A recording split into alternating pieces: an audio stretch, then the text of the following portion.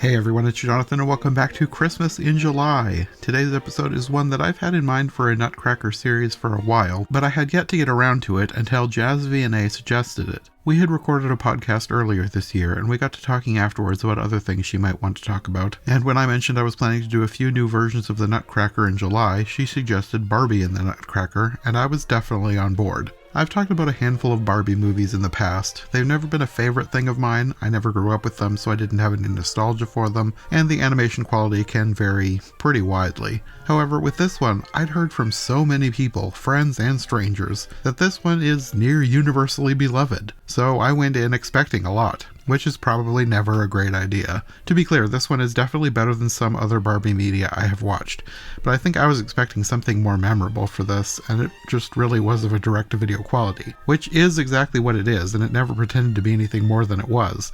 I just let the internet hype train overinflate my expectations.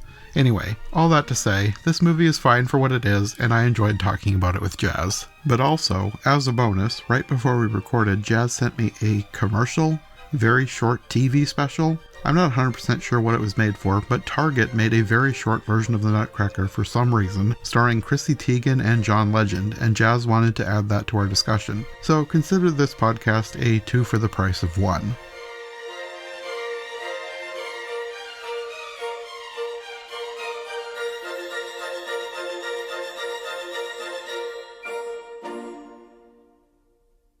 Okay, Barbie in the Nutcracker. Yep.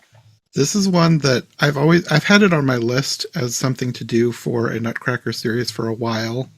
It just is not one I'd gotten around to, so I was glad that you chose this one as one you would want to do. Yes. Is this one you grew up with? Ironically, no. Well, I've only watched it, not counting this recent viewing today. I've only watched it like once in my life and I didn't really like it. Like, Okay. I know everyone considers it as like a cult classic, like regarding Barbie films, but I didn't see the appeal. And going through this film again a second time, I now realize why.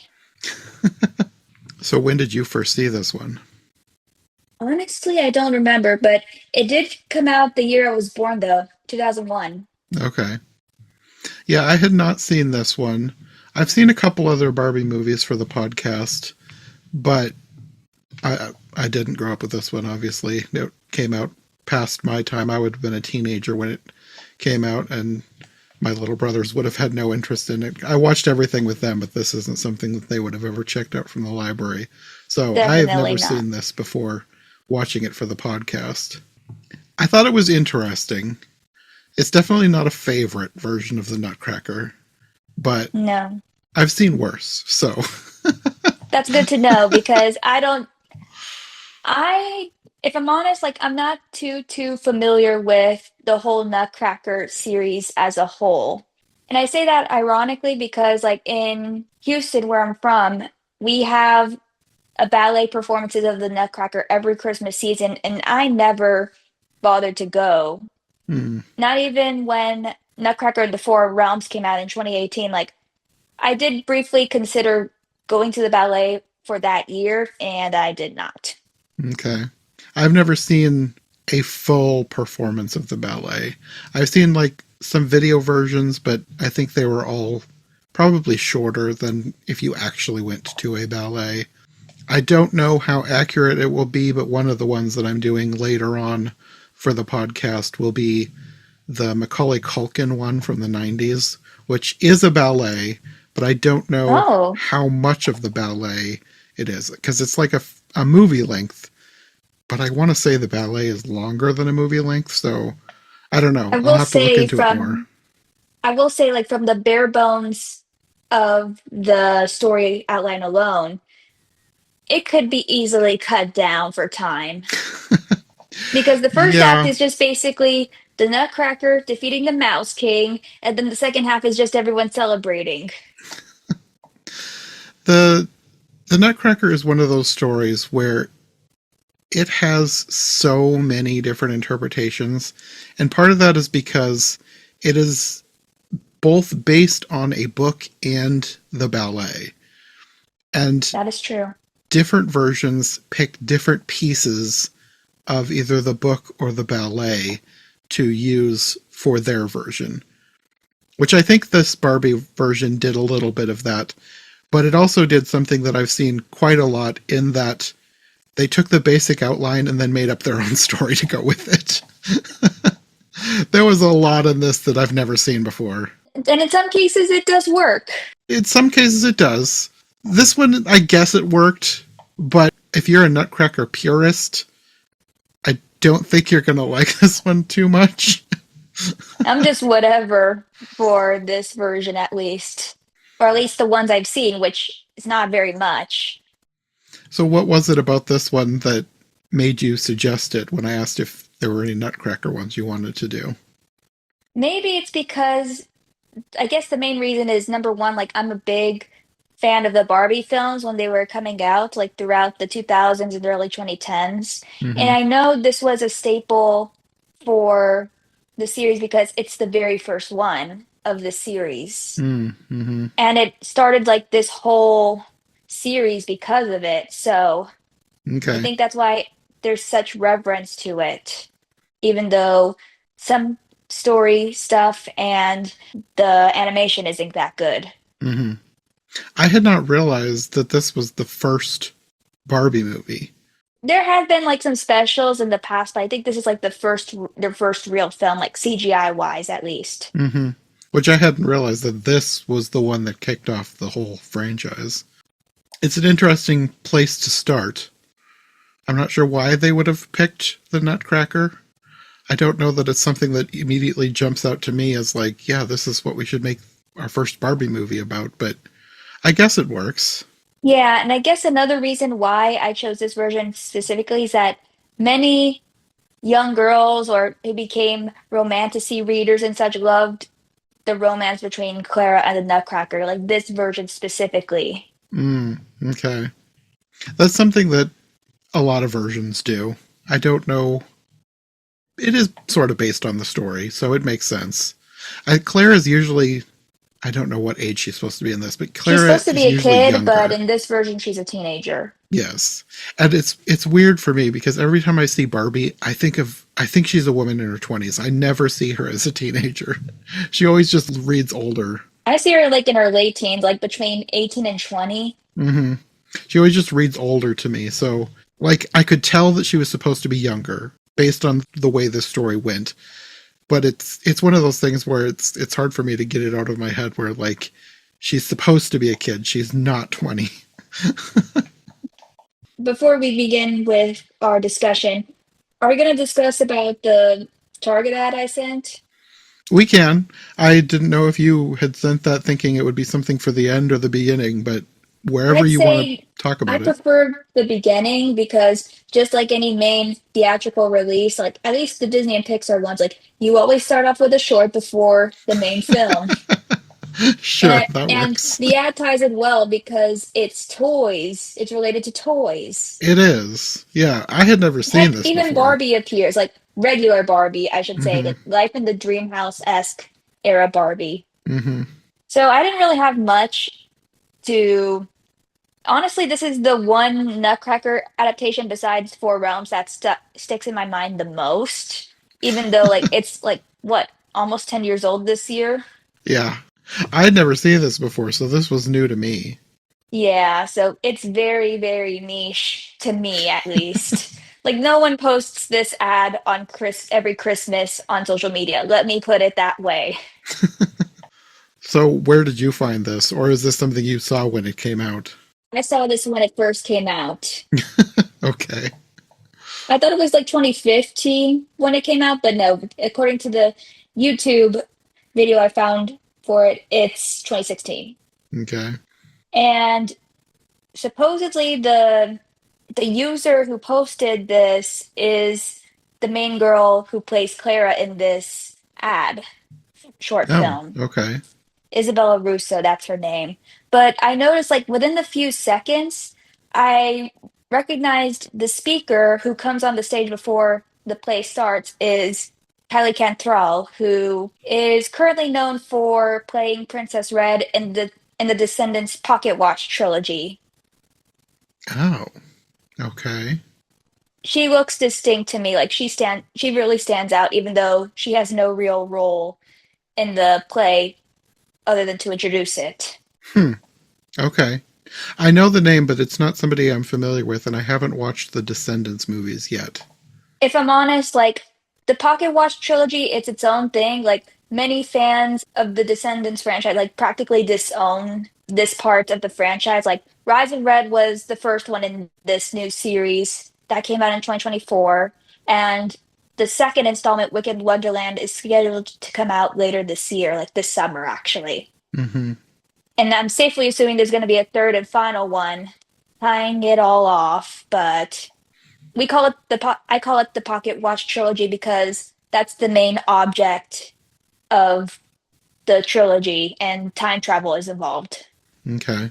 So that's who she is, and honestly find the real world scenes very corny with Clara in her house with her family. Like, if there's a common theme for this whole podcast episode, I would say three words: everything is stiff. Like, I haven't wrote down my letterbox review for Barbie and the Nutcracker yet, but that's going to be my line. Everything is stiff. I guess I wasn't expecting too much since it is an ad for Target, so. Yeah, like the dialogue to the opening and ending songs, like it's all corny, at least in the real world. Mm-hmm. I Down mean, to the iPad plot line. yes. That's truly like a sign of a new age approaching. Yeah. Well, I feel like the stuff in the Dreamland is kind of corny too, especially the way she gets back. It also incorporates the iPad. To be fair, like I think that stems from the fact of I think it stems from Chrissy Teigen's performance as the Nutcracker. Mm-hmm. I was I will. surprised to see her and John Legend in this. It's like, Me too. wait, I what? forgot that they starred in it. Like she doesn't sound good compared to her husband. Let me put it at that. Her rap is slightly better, but her acting's not good. Let's be real. I feel like she's probably a better host than she is in something like this. But this is a commercial, so. Yes, and in contrast, John Legend is still a good singer. However, he's bad at acting. I don't know that I've ever seen him act in anything. I Well, probably haven't. I've only seen him like act twice, technically. There's his performance of Jesus Christ Superstar, I believe, like the live version of it that came out several years ago. And then didn't he star in The Mitchells versus the Machines as the dad of the perfect family that the Mitchells loathe? Oh, did he? Yeah. It's been a while since I And then watched Chrissy that, but Teigen also I plays his can't wife in remember. that film. Oh, I think I remember that now. Yeah. Okay, so I guess I have seen something he's acted in. But yes, it's very limited knowledge Yes, from my yes. end. I will say I did like the portrayal of the mouse, or in this case, the rap king, how he raps at everything. Even his costume design is rad. Hmm. I liked the vehicle that he drove up in. I'm not usually a vehicle person, but when a vehicle is interestingly shaped or designed, then I'm more on board with the cool vehicle. Yeah, my dad would be more into that. Like I could hear him revving his engines in the background outside. But yeah, John Legend acted very poorly in this one, specifically like grieving like how no one wants a rap for Christmas. Like it's true. To He's not wrong, but I would like a rap king for Christmas though. That would be cool for parties. Yeah. And then of course, like let's go to the elephant in the room that is the toys. Like the toys, like they just react to what's going on. Like they have no real role except being served as like the minority that Clara has to help save. Hmm. But the animation, like they really look plasticky more so the than the characters in the Barbie film we're about to review. Mm. Like they're more realistic. It's like a fine line between realistic and too unrealistic in terms of plasticity, whatever the right term is. And some of them didn't look like they were completely on model. Specifically Elmo. He looked wrong. And Olaf. That's what stood out to me the most. I guess it's forgivable since they're supposed to be toys, but still. Yeah, and they're very terrible at the quiet game. When they're trying to explain to Clara their situation, yet they're shouting enough for the Rap King to notice. And let's just say, Ken is Kenning. Truly being the dumb blonde hunk that he's supposed to be. I will say though, the girl who played Clara did have a good voice. Yes, especially with her rap. And I liked how she used the word clarity in her rap. It's like smart. Yeah, I don't know who she is, but I'm assuming that they got her because of her natural musical talents. Yes, and she's supposed to be, I think she was supposed to be one of the originating roles in, I tried to look her up a little bit, and supposedly she was like one of the students, the original students in the School of Rock Broadway musical. Oh, okay. I literally just watched that movie for the first time a couple weeks ago. I'd never seen You it know, I before. never watched the film. However, I did watch the Nickelodeon TV reboot series of School of Rock. Okay. I haven't watched all of the episodes. Like, I haven't watched the whole series, but some episodes are really good, Okay. even though I'm not familiar with the source material that is the film. It was pretty good, but Jack Black is usually very entertaining. Of course. And that's all my notes I have for the short. Okay. Yeah, I don't have too much to say about it because I only just watched it right before we started recording, so I had never Yeah, I'm heard so of this sorry before. about that. Like, I did say it was a last minute That's fine. suggestion, but hey, it was 8 minutes and it was an additional thing to cram into the podcast. That works. I'm always up for obscure versions of whatever my latest series is.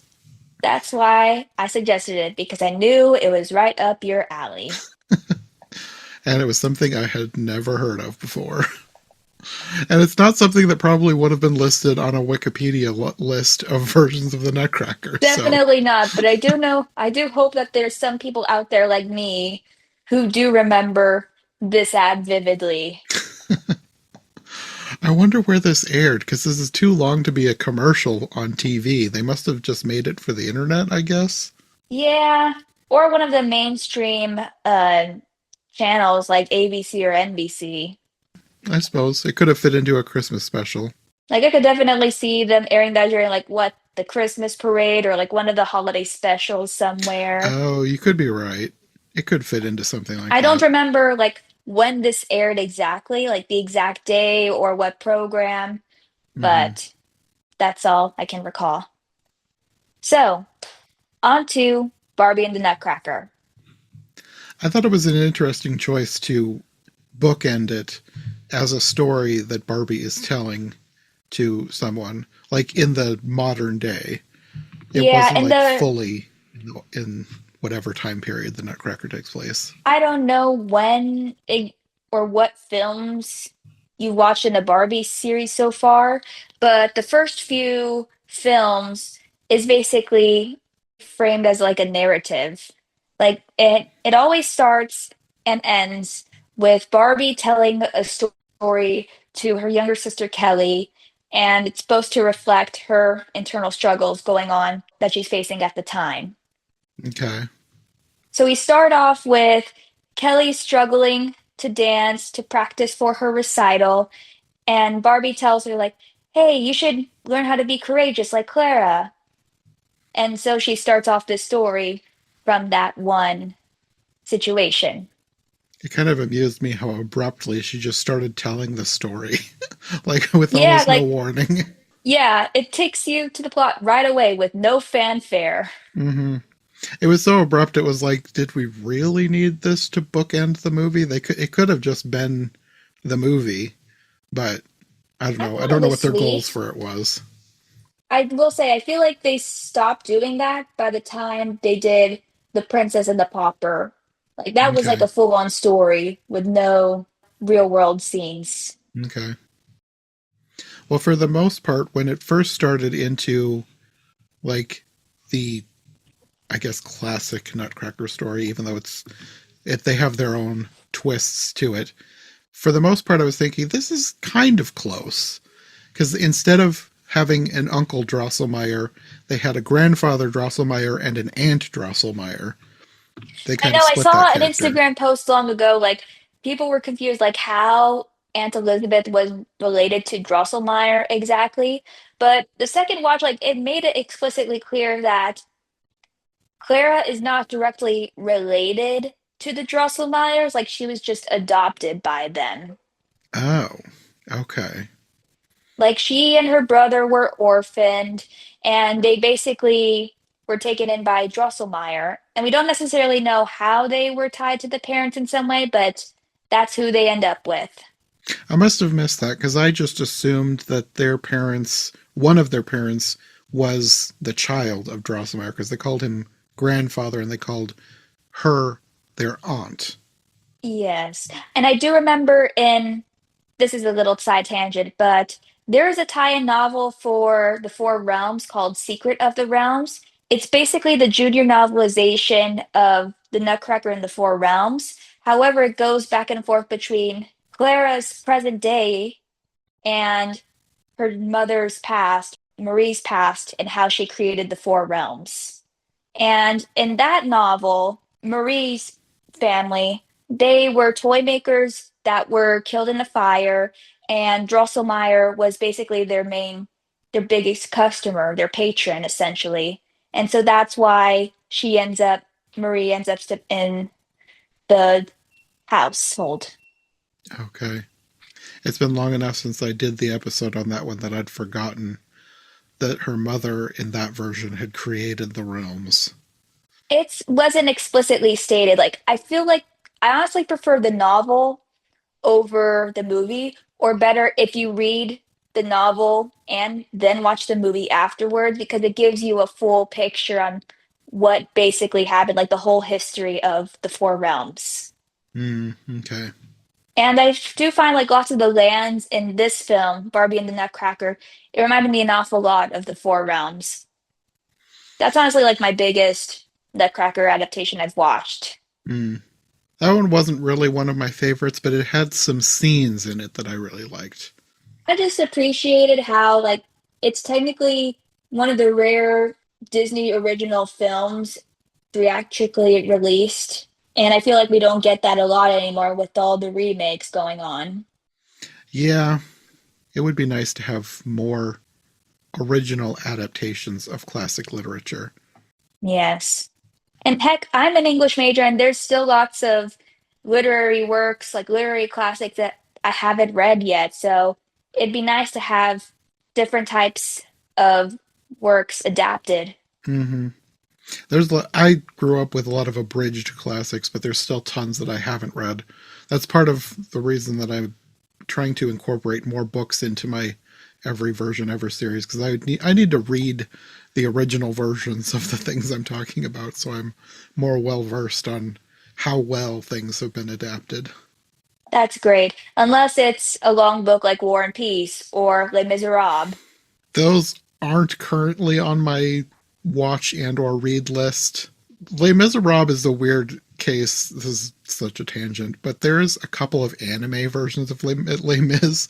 So I'm like, I kind of just want to do Les Mis because I really want to see what they did with the anime versions. You know, when I was little, I watched an anime version of Little Women, even though I haven't read Little Women at all. I But wonder if it's ones that I've covered because years ago I covered a couple of short anime adaptations from a couple different studios. They were from like the 80s, I believe, 70s or 80s. They were much older anime and they were much shorter than you would expect. But it was interesting to see such an American classic being taken on by a Japanese anime company. yeah, and the Little Women anime, like it aired on this channel called Smile of a Child, which is basically a Christian kids network. Hmm. And I Okay. don't know, like, I can't understand the correlation between Little Women and Christianity, let alone faith. I think there was elements of that, but it wasn't like a main theme. Little Women is very popular in Christian circles, so that may have been the only connection. That's interesting. So where were we? Oh yes. How the Drosselmeyers are related to the Stahlbaums. Well, Claire at least. Hmm. They're not related, but they just practically adopted her and her brother. It's kind of interesting. I've noticed with other Barbie versions, some I haven't seen yet, but I've read about. They do gender swap some characters sometimes, and I feel like they kind of did that with Uncle Drosselmeyer, even though they have the grandfather there, but the aunt is like the main character that we would know because she's the one who brings the Nutcracker. Yes, I honestly regard in terms of the real world character, she was my favorite. She Hmm. seemed like a very exciting woman with a very exciting life. I'm just enthralled by her stories as Clara is. And I think that stems from the fact that I haven't gone out much. Like, I haven't seen the world as much yet. Hmm. Like, I've only been to like Central America and Europe, and that's basically it. Well, that's further than me, so you're doing good already. People consider me like a state traveler rather than a world traveler. Well, you're on your way. Heck, I even have like a this weekend I'm gonna go out to the East Coast, and this is gonna be my first real experience there. Hmm. Okay. So that's my current plans. Well, I thought it was interesting that they kind of changed the origin of the Nutcracker a little bit as something that she brought back from her travels. Because normally the Uncle Drosselmeyer character is a toy maker who makes the Nutcracker, at least in versions that are specifically based on the ballet, I believe. It's sometimes I get confused.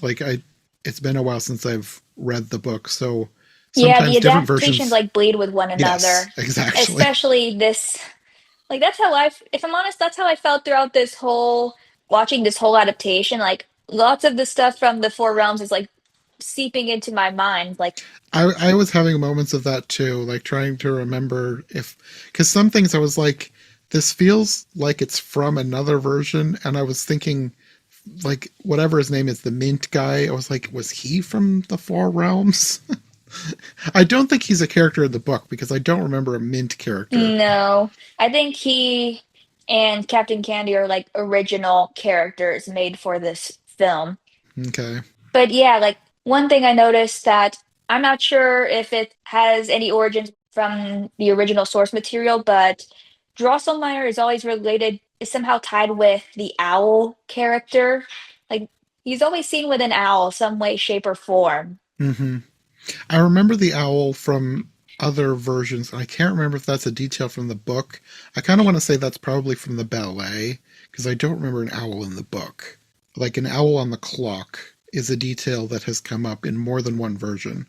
So it originated somewhere, but I want to say it's the ballet probably. But it's Yeah, been a while since I've read the book, so yeah, and I don't have the answers myself. I did like that they had Tim Curry in here as the Mouse King. I I always was love gonna having Tim Curry show up.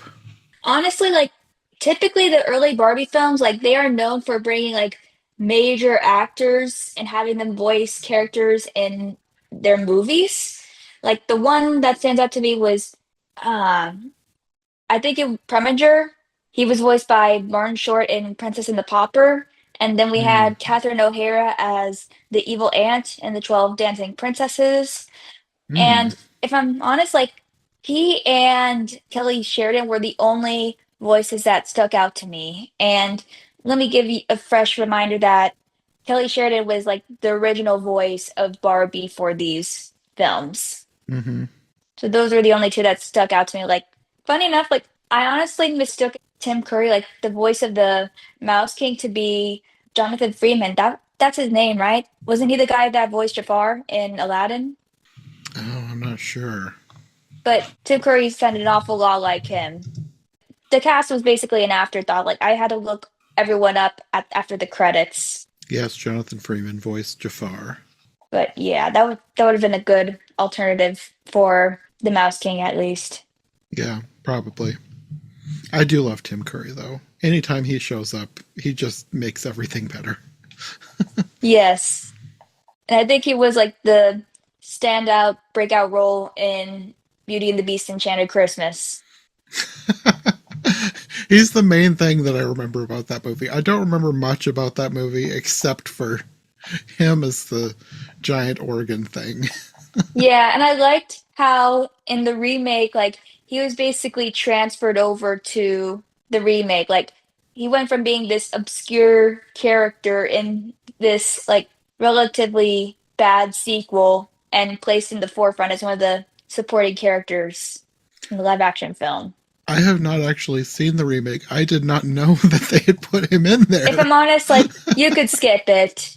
It's one of those movies where I have no plans to watch it just for fun, but I will eventually do a podcast on it. So at some point I will watch it for the podcast, but until then, Yeah, I it's. just didn't really like certain parts of the ending. I'll Mm, just leave it at that. Like some people say it's like one of the greatest Disney remakes they ever made, but alongside that's Little not what Mermaid, I've I'm on the heard. fence. I had been kind of interested until I started hearing the reviews, and I was like, okay, I think I'll skip that for now. Yeah, I feel like some people have like their rose-colored glasses on for these Probably. types of films. Yes. Yes. Tim Curry's character, though, was a little bit different in that I don't think I've ever seen a version where the Rat King has a magic scepter that can Yeah, and do whatever he wants. it never really explained like how he got it. Like we just assume like what? It's like one of the castle treasures or something? Like something that the king had before he died? Like we'll never know. Yeah, I don't know. It's one of those things where the story of the Nutcracker, depending on which version you're talking about, it's almost, at least for most of the versions I've seen, it's always one of those things where at the end you're like, it was a dream, but was it? So then the question has to be like, how does she get to the land without explicitly showing her falling asleep and dreaming? So I guess somebody, this is the point where it was started being like they're making up their own story when he pulled out his wand and shrunk her down. Yes, definitely. And I will say like I can't confirm whether or not this is true because I saw this fact on Instagram, but supposedly like the mind is bad at creating faces on its own. So it just picks pieces like if you ever seen a random person in real life, there's a good chance that they may appear in your dreams as a main character. So Hmm. Okay. skipping all the way to the end, like when Clara sees Eric in real life, like it didn't seem like too much of a stretch for me. It was like, oh, it's plausible that the Hmm. two may have seen each other in a dream, either that night or in the past, and they're immediately smitten with each other. Yeah, that's one of those. I've seen a similar ending in a couple different versions of the Nutcracker where she wakes up and then realizes it was just a dream, but then someone in her family shows up with like a long lost cousin or a friend of the family and they look just like the Nutcracker. It's definitely better than the 1930s Wizard of Oz film, like how that ended. When I was a kid, I hated the end. Like she dreamed the whole thing? What? No. I had no problems with the ending. Like growing up with that film, like I didn't mind the ending. I just wonder, like, the only thing that's left unresolved, in my opinion, is like how to deal with Toto the dog. Because I forgot the woman's name, Mrs. Gulch, right? Oh yes. Uh, I they thought of never that resolved too. her character. Yes, she got the dog back, but Mrs. Gulch is still out there somewhere. Yeah, and some people think that she died in the tornado, and they're like,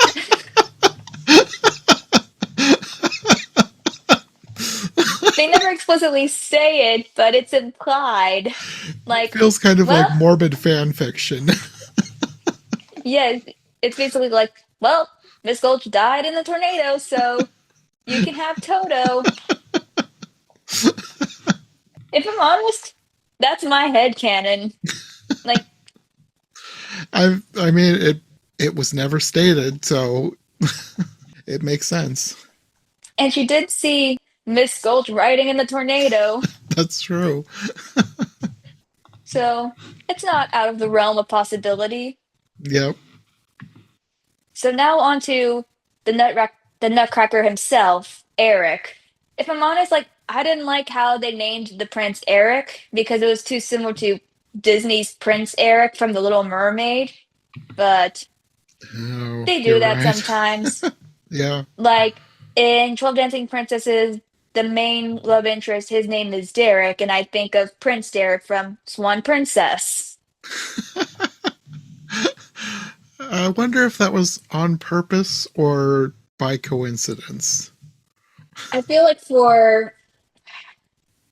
I can't say, like, it's hard to tell, but I will say he fell victim for what I call beast syndrome. Does that mean that you liked the Nutcracker version better? Lots of people do. I disagree. Because, like, let's face it, the Nutcracker version of himself, like, he looks old, older than the age he's supposed to be. Like, quite frankly, like, we don't know his true age, but he looks like supposed to be like also a young adult, but the Nutcracker looks like an old man, like with the goatee and the white hair. And Mm-hmm. like, I'm looking at all these people who liked the Nutcracker version of Eric, and like, are you sure? He looks too old for Clara. It's probably just that's what standard Nutcrackers were designed like, so. And that's why I assume that the fans of this film, like girls at least, grew up to become romantasy readers because it's a standard trope, like for like the main guy to be either a couple years older or several years older than the main female character. At least Mm, from the ones I've read. yeah. Well, is there anything else you wanted to talk about in the quote unquote real world before we go Um, to the.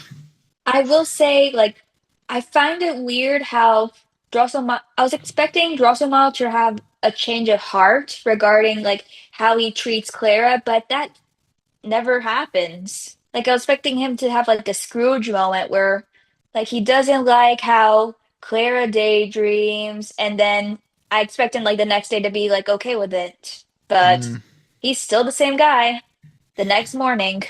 well, he didn't have a life changing adventure in a magical land, so. Yep, unfortunately not. This Drosselmeyer ain't lucky. At least the Four Realms one knew, like, is aware of the land Mm, because, like, he basically created all these contraptions for it. hmm. But not all of them are lucky.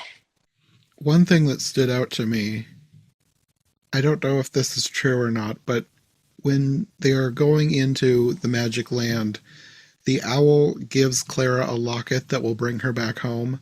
And I don't remember that detail from any other version.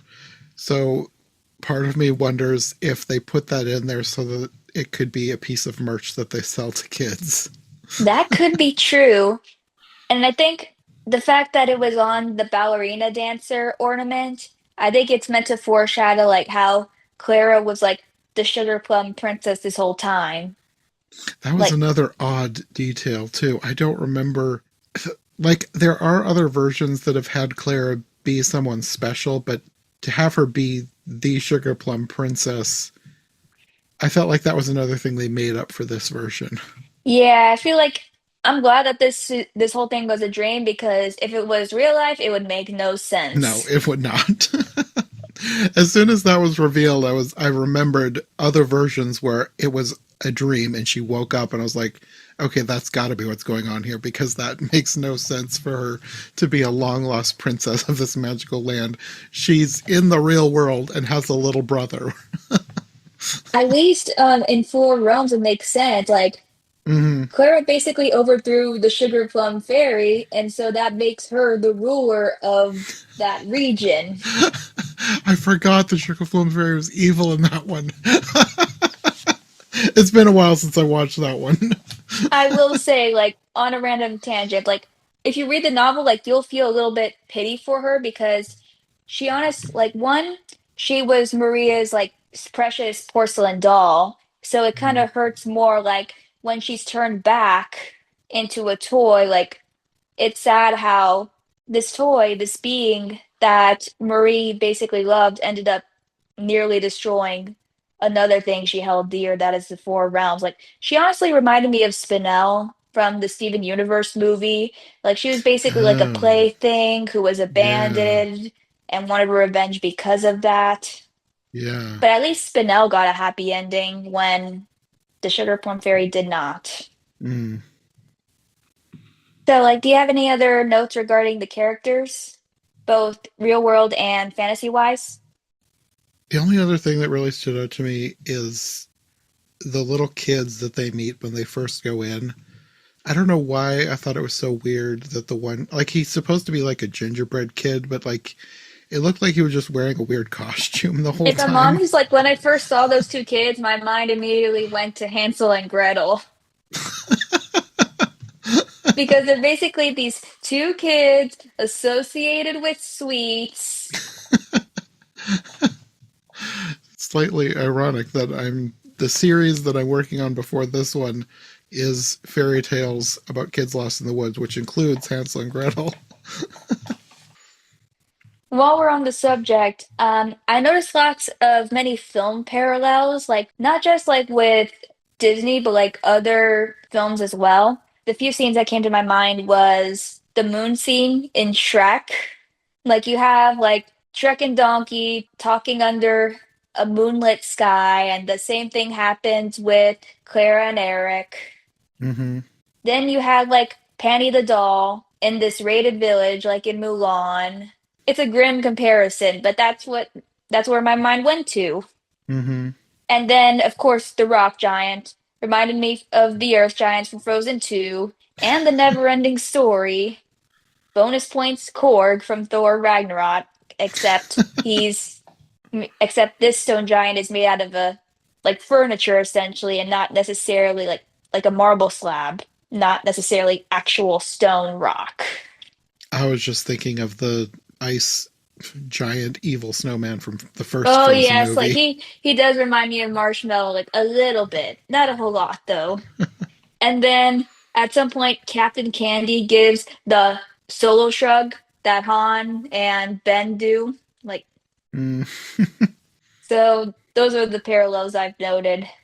And then also this is gonna sound super random, but something I noted of all the villagers like stuck in the treehouse hideaway, like the hideout that everyone stays at in the kingdom, there's this supposedly this woman named Masha who's supposed to be watching the kids, and my mind went to like Marsha and the bear. I've heard of that, but I don't know. I don't really know what it is. It's basically a kids show about this girl named Masha who befriends this talking bear. I haven't seen it either, but I'm well aware that it exists. Okay. And the bats reminded me of Bartok from Anastasia, except with very, very poor CGI. I kind of thought the same thing. It didn't look at all like Bartok, but Like somewhere across between Bartok and Batty from Fern Gully. mm, I guess the shape is a little more reminiscent of Batty. For me, it's the shape of Bartok with the color of Batty. Yeah, well, yeah, maybe a little. I don't know. It wasn't as good a character as Bartok. Definitely. But speaking of low quality, I noticed like how there's lots of instances where even though it's supposed to be a CGI film, like I noticed that the Kingdom of Parthenia has like 2D backdrops, excluding the I castle. wondered about that. I was like, is that a painting or is that CGI? Because it looks too, it kind of looked too nice to be the quality of CGI that they were using for the animation. For me, it seemed 2D, but they somehow plastered it into like CGI Okay, areas. yeah. Like you have the fake castle that's supposed to be like a little trap. So that's a clear indication.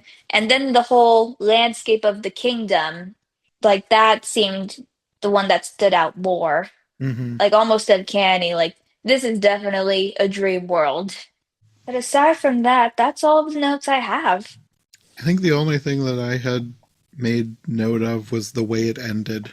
It seemed like they were trying to do sort of a happy ending thing, like they can be together forever now. But then suddenly the Mouse King shows back up. I feel like it was bittersweet either way Yeah. because like I don't want Clara to leave her family behind, but at the same time like I wanted her to stay with the Nutcracker. Hmm. Like it was like very mixed. So when Eric does show up in the real world, I'm like, phew, that was close. I just thought it was interesting that they ended it the way they did, because normally with something like this, you kind of expect them to go for a super happy ending. But I Yeah, just thought it was really interesting that they did sort of a bittersweet thing. yeah, that's what I remember vividly, like from the very first time I watched this movie. Like it caused like this small trauma. Like, oh no. Like I wasn't too devastated because of what happened next, but still. Also, it hits more. I don't think this was intentional, but some fans pointed it out that obviously Clara in this version has this golden locket in the shape of a heart. Then years later, in the 2023 Barbie film, Barbie wears this gold heart necklace at the very end of the film as she's about to turn human. Hmm. So people wondered, like speculated if this was supposed to be a reference to Barbie and the Nutcracker because it was technically the first big Barbie film, and then you cut it to this theatrically released film about Barbie It and could be.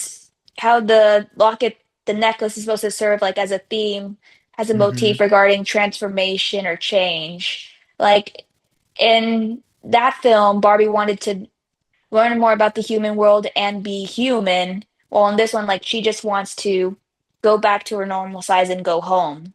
Hmm. So that was a very interesting parallel. It is. I wonder if it was a reference to this, or if, like, is there, does Barbie have lockets other than this one? To my knowledge, no. The closest thing I could think of is Barbie and the Diamond Castle, but Liana and Alexa didn't have like lockets. It just basically heartstone necklaces. Hmm. That's the closest thing I could think of. Okay. So overall, I would rate this film 3 stars. I'm glad that this film was a home video success because we wouldn't get the franchise that we know and love today, but it wasn't a hit for me, and I can definitely understand and see why now. It's kind of interesting that you didn't quite like this one, because this is one that I always hear people reference. Like, I'd never seen it myself, but it's always one that people reference as like some of the great OG Barbie movies. It's like how people like see Toy Story, for example, like the first Toy Story, like it didn't have like great animation or CGI, but it had a great story. Hmm. While this one, like this had like mid-tier animation and story. Yeah. So like I kind of can, but cannot understand the cultural relevance for It it. probably is one of those things that's really tied to nostalgia. Like, for kids who grew up with this, that probably puts it above other things for them specifically. Same for Barbie and Princess and the Pauper. Like that's another film adaptation of Barbie that I don't recall like watching much during as a kid. Like I only watched it twice, and the first time I didn't like it. The second time I thought it was okay. Mm, okay. I haven't seen that one either, but it's on my list if and when I ever do versions of The Prince and the Pauper. I will say it's better than Princess and the Pop Star, which Okay. is like Barbie's second adaptation of The Prince and the Pauper, except it's more modern and Hmm. it was released in 2012, and I do recall not liking it at all, Okay. completely. Like I prefer Princess and the Pauper over Mm. that. Yeah, I knew that they had done two. I figured if I ever do versions of The Prince and the Pauper, I probably would pair those two together and like Like compare a and double contrast them feature. in one episode. Yeah, that sounds like a great idea. But anyway, I honestly genuinely debated like whether or not to do this podcast episode because like as I mentioned, as I stated throughout this whole episode, like I'm not a fan of this film, but I do have some opinions on it I want to speak out on. Mm-hmm. So that's why I ended up joining because one, I really like talking with you about all these films, and then second, like I thought of it as an interesting challenge for myself to review a film that you do not enjoy nor like. Mm-hmm. Sometimes that makes for a good conversation too. I sometimes enjoy talking about bad films just because it's fun to talk about them with other people who may or may Definitely, not like them. definitely. Well, hopefully next time we talk about something, it will be something that you like. Hopefully, Lord willing. Well, I'm sure we'll be back for more in the future, but until then, do you want to let people know where they can find you on the internet? Of course, you could find me as Jaz Vianey on TikTok, Discord, and Letterboxd, or you can find me as at Animation Dreamer on Instagram and Threads. Okay. Well, thanks for joining me for this one, and we'll see you in the future for something else. Thank you very much.